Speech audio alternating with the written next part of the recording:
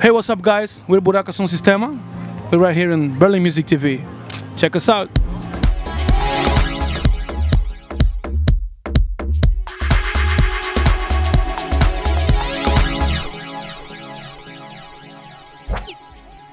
Yeah, Berlin Music TV, today with Buraka Som Sistema. You guys just arrived today, or you had a few days in Berlin already? No, we just arrived early this afternoon, yeah, an hour ago. Oh, okay. Yeah, we just eat something, went to the bathroom and came back. It's not your first time playing in Berlin, right? So is there anything like you expect today? Anything you can say about like the German fans or the German audience? We were always well received in Berlin and in Germany, so it's I think it's great weather. It's a great garden or whatever this is. I don't know what it is. It's like a park, but it's pretty much the same there. Yeah, it's cool. It's cool. So I heard it's gonna be full. Oh, yeah. So I think it's gonna be an amazing show. You play shows like back home, you play shows in Africa, Latin America, basically everywhere. Is there like a difference like regarding the audience playing back home and playing here in Germany? I think there's always a difference because of the language. Sometimes you need to adapt yourself because people don't understand English that well, and we also come from Portugal, so we speak Portuguese, so we really need to adapt ourselves to every environment that we went. But yeah, pretty much people just vibe to different music, and they have a different way of chilling and screaming and whatever. But yeah, all you need is just a nice weather, some nice music going on, and everything's pretty much the same from here to Japan. So do you basically actually adopt or like develop your set, like your music set that you play from show to show? Is it always different, or? No, actually, we tend we like to keep it like the same show for the Portuguese audience, for the Polynesian audience, for the German audience, because that's kind of like letting your music speak for you. It's if you believe in it, you could sing in German, in French, and in Portuguese, whatever. It's all about the music, really. So it's the same show, and everybody's happy. When you hear of like Buraka Som Sistema, you also think about Kuduro, like immediately. Like here in Germany, people are a little bit like hard with what Kuduro really is. Is there like something that you like could put like a framework around it, or say like this is Kuduro? Really short. Yeah. Kuduro is African kids making techno in early 90s. We could call it, if we want to call like one specific name, simple, we could call it like Afro-punk. Yeah. I think everybody would understand that. That sounds good to me, at least. Is there like a framework around like Kuduro, like a musical framework? Because like you might know the song like which was actually quite famous, like Danza Kuduro. Yeah, wow! And this is completely different from what you do. So is there a framework like around it that you could say? I think he'll like the word Kuduro, and it just roll with it. It has nothing to do with Kuduro, but it got pretty big. So not everyone, but pretty much. A very large group of people thinks that that's Kuduro, which has nothing to do with it at all. Nothing to do with Kuduro at all.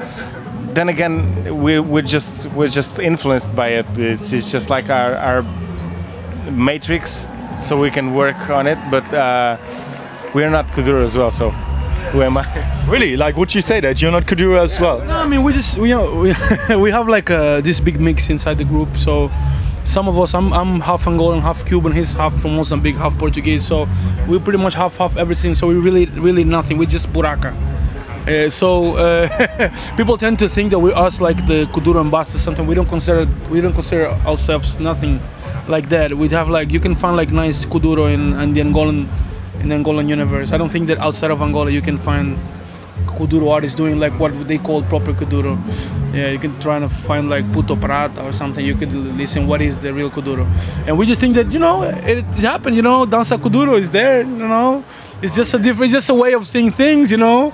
They see things that way, we don't see it that way. We like more bass, more energy, and a different way of approaching the people. So it is a valid thing. I wouldn't speed on it, but I don't like it.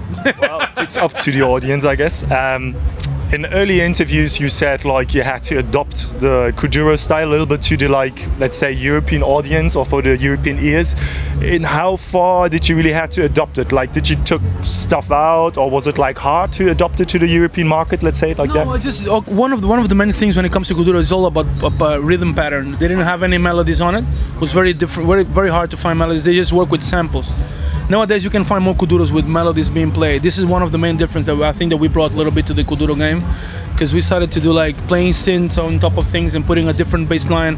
And also people need to understand that in Angola, where people made kuduro in the beginning of the 90s, kuduro was a very non-trendy ghetto stuff. So it was pretty much made for people to play in ghetto clubs and in the illegal taxis. So the way that they tweak the sound is just to make loud as possible on that kind of sound systems. And we always thought about the bringing it to the club scene and bringing it to the different venues. So we need to take it in a different way when it comes to the EQs and compression. So we brought it to even more techie and geeky way of sounding. And we also try to strip it out of only being like a pattern thing, because most of the kuduros that you mainly find in Angola is one simple pattern being repeated for 8 minutes, 7 minutes, 5 minutes. We're trying to make it like song. This is a song. It needs to be like an introduction. This is the pattern A, part B, part C. So we pretty much we restructured the way that people used to think about it. Yeah. So how could I imagine like the production process? Like, do you guys come together and sit down and say, okay, let's make some new music, or does everybody make his own and then basically you come together? It's basically both. Okay. We're always making music. He's always making music at home. Me as well. Branco as well. So at the end, we just join our files and just exchange some ideas. And pretty much, I use one conga that he has made, one conga loop, and with my synth lead. So it's that's what makes this fun. You have to compromise with your friend. It's not easy to work like this, but I think we've learned it like since 2006. I've been working with Juan since forever, since we were little kids, and then with him it was pretty easy as well. So we have to compromise. You have to know that your Cubase or Logic or Reason project is not gonna stay like that. Okay. Once you show it around. Yeah, show it around. Yeah. You're a really good live band or live group, let's say it like that. At least that's my opinion. When you make new songs, like, do you think about the live character of a song, like that would rock live or something like that? Yeah, sure. When we think about there's two different things when it comes to making music. You need to think about you having a CD and building things in a way that people listen to a CD and understand the whole idea when it comes to it, and then it has the part of you presenting that music live. There's two different stuff. But most of the times we record the songs, we record a lot of stuff live. We always think about the way that the drummer is going to interact with the guy who's playing the percussion. We also play the way that the percussion and the drum is going to be like fulfilled with the sound of the synth. So we're trying to work things in a way that no one is going to like come si dice atropelar?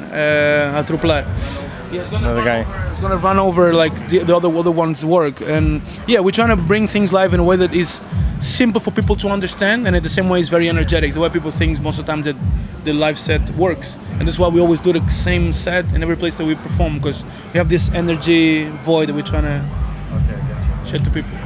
So when talking about making songs, actually, it's been 2 years now since your last album.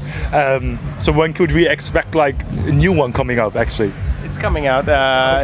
We're just beginning to work on it. Actually, I have a couple of days now just for studio time, so just gonna close ourselves in a bunker and work something out. But it's gonna be pretty quick. Yeah, we're pretty eager to do something new. Right now we're working on a Buraka documentary.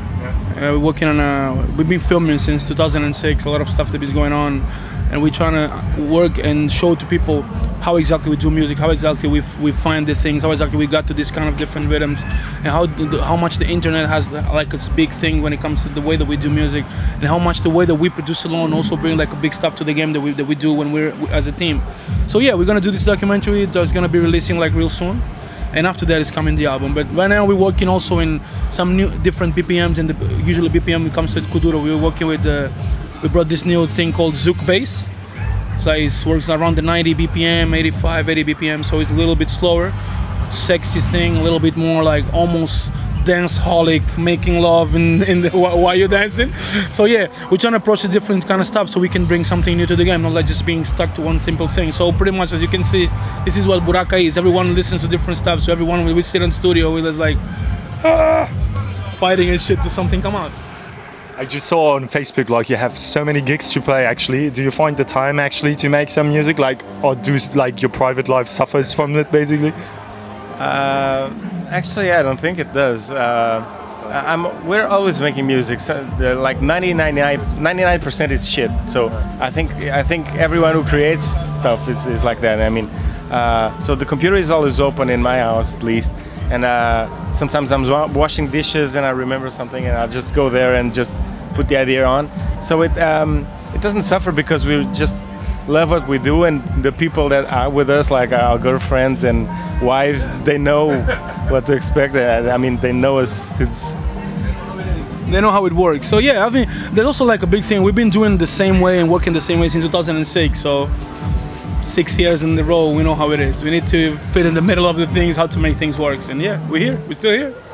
So we're happy to hear that the new album is coming. We're happy to see you today live. So we wish you a great show and see you guys later. Thanks.